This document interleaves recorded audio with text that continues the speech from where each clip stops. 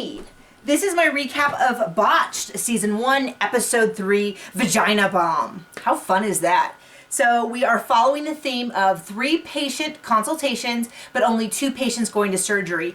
And we have the additional element of going more in depth on the psychological issues associated with each patient. And we discuss body dysmorphic disorder and how that affects the patients and whether they decide to go ahead or not. Now, for those of you who are unfamiliar with body dysmorphic disorder, it is a psychological disorder where a person is unable to objectively view their own body. So what you see is people with eating disorders who are life-threateningly underweight, but are still saying, if I could just lose 1 more pound, if I could just lose 1 more pound. Or people who have a chronic surgery repeater. So they get a surgery, they get the exact result that they wanted, and then they say, no, that's not good enough, I want it again, and I want it again, and I want it again. And we see this discussion. This is something that plastic surgeons always have to be looking out for, is are they trying to have a surgery to fix a psychological problem? Because really, it doesn't matter how you look. If you're unhappy with who you are, and that comes out in your feelings about your looks, then changing the outside is not going to actually change the inside. But let's just get right into the first patient, where I can discuss how this all plays out. So we meet Renee, gorgeous gal, and at some point she had silicone injected into her butt. Now, I don't think that's ever been legally approved. There's a whole bunch of problems when silicone gets loose in the body, which she experiences. It moved both up her back and down her legs. It adheres to the muscles. It causes problems. She got really sick, and she had to have a surgery where they went in and they removed all of it. They had all the silicone removed, and then of course they had to remove the damaged areas, which left, these problems. Now, she insisted that the doctor put in implants so that her butt would still have that same shape, and he really fought her, and she insisted, and he went ahead and did it, and it sounds like ethically he never should have. The body needed to heal, and she had all these problems with the implants, and eventually one of the implants flipped, and butt implants are sort of cup-shaped, so when they flip, really looked really bizarre, and so she had to have them removed, which once they were removed, of course, it left some saggy skin and sort of an empty pocket, and so she's really unhappy with that.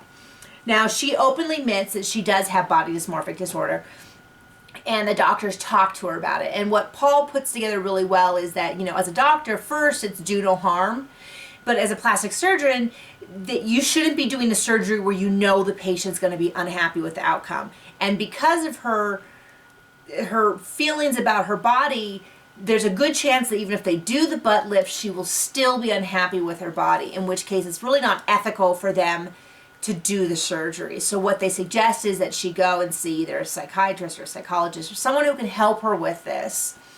And that once she's in a more healthy mental place, then she can come back and consider if she wants to have the surgery. So that's all we see of Renee. I think it was the right choice. I have no expertise on ethical doctoring or medical or any of that, but to me that seems like the ethical choice is that if she's going to be unhappy with the surgery, then there's no point in having her have the surgery and then be unhappy afterwards. It's just a lot of trauma to the body and, of course, risk. But Renee, if you're out there, you're a beautiful woman, and I hope that you are able to find a way to be happy with who you are and what you've been given. Okay, so next surgery, we meet Kimber. Kimber is a male to female gender reassignment patient, which means Kimber was born male with all of the male body and anatomy and genetics, and has had surgeries in order to convert to a female physically. So there you go. By the time Kimber was in her early 20s, she's had 24 surgeries, eventually involved in porn, has humongous breasts, 1,000cc breasts, has had numerous nose jobs, and has had gender reassignment surgery about 1.5 years ago. So now, more or less, has female anatomy. So, not a good patient for the same issue of body dysmorphic disorder. They talk with Kimber, but what they decide is that because Kimber's goals are to go to a more natural appearance, to go to smaller breasts, to have a more natural looking vagina and to make the nose softer and a little bit less done. They decide that because those are her goals, it is safe to do these surgeries. Now, so those 3 surgeries, vaginal reconstruction, nose and breast. Terry will be doing the breasts like always. Paul will be doing the nose like always. And they bring on a new doctor, Dr. Alter, to do the vaginal surgery. Now, I know Dr. Alter, not personally, but from Dr. 90210, which is also where we first met Paul. So it's great to see him again. From what I remember of Dr. 90210, he does these kind of surgeries all the time. He's considered an expert in his field. So it's cool to see him again. And of course, we don't actually see much of the surgery for obvious reasons. Everything's blurred out.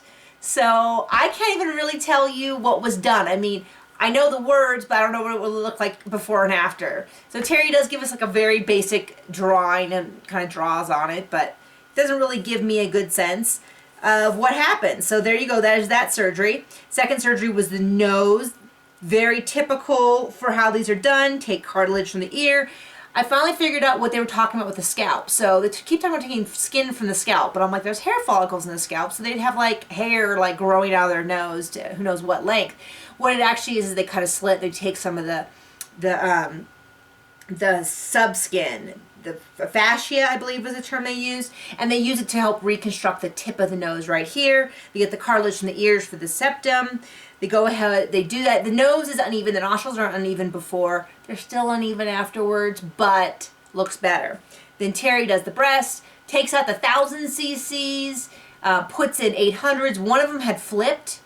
I don't even know how they would flip. I don't even understand it, but had flipped upside down, and puts in smaller 800s, which are still huge. She's very small frame. 800s are like a triple D. So, and then on her body, they don't even necessarily look that natural, if you know what I mean. But they're smaller, and we see her afterwards, and she looks great. So, still a huge breast. She could probably half those suckers and have an adorable figure, but there you go. That is Kimber's surgery. Our last surgery is Jennifer, who goes by Jen, had a broken nose as a kid. Very young, plays soccer as a goalie, had her nose broken several times. At some point had the surgery fixed, and the whole nose has this big bump on the right hand side, and it clearly bothers her immensely. She has a lot of anxiety connected, but she is in counseling, so the doctors decided it is okay for them to go ahead, that she doesn't have unreal expectations. Kind of made me sad because she was so miserable with her looks, and I thought she was like super cute. I thought she was adorable. I thought the nose was kind of quirky. It's not my nose though, so I totally know what you mean about when it's on your body and you have to look at it every day. It can get more and more annoying. But anyway, they go in, same thing they always do, take some cartilage, do some of this and that. She had like a phantom wire stitches in her nose still, and they didn't quite understand what was going on. Deviated septum, Paul says it was super bad. They rebuild it, they take it off, she looks super cute. She looked cute before, she looked cute after, and I hope that she's now much happier with her appearance, because she says she's lost friends over it and all that, and I never really thought it was that bad. So anyway, still loving the show, recommending it to everyone I talk to. Hit me up with your comments on the video. Okay, see ya.